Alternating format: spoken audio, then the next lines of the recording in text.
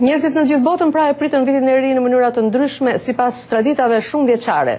Shumë prej tyre i kthehen për vitin e ri rrënjve të tyre kulturore dhe fetare. Ja disa nga këto tradita.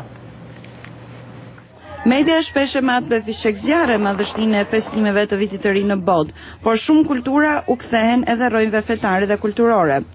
Vendet e shenjta të quajtura Shinto në Japoni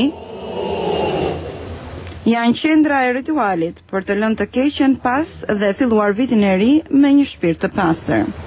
E keqja largohet përmes muzikës dhe vallëzimeve në rrugë në këtë qytet rumun. Është pjesë e një tradite të vjetër ku vallëtarët me kostume ose peliçe vallëzojnë shtëpi më shtëpi për të ndjellë fatin e mirë.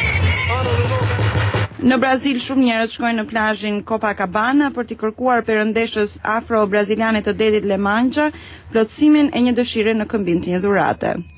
Ata që duan një parashikim për 2010 mund të shkojnë të dëgjojnë për të lexuar fatin e tyre nga një prift i Andeve në Lima të Perus. Peruanët indigjeni solën ritualet në kryeqytetin e vendit me panairin e dëshirave.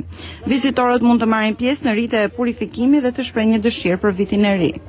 Panairi i dëshirave është një festival besimi dhe shprese. Të gjithë ne kemi një synim për vitin e ri, të kemi një shtëpi, një makinë, të mbarojmë diçka që kemi nisur, të hyjmë në universitet, të hapim një biznes, një kompani. Gjithnjë kemi një objektiv dhe në këtë panair dëshirash, ata mund të marrin një copë të kësaj ëndre. Përmes ritualeve dhe lutjeve, pothuajse të gjithë ëndërrojnë një vit të ri më të mirë, ndërsa japin lamtumirën 2009-s.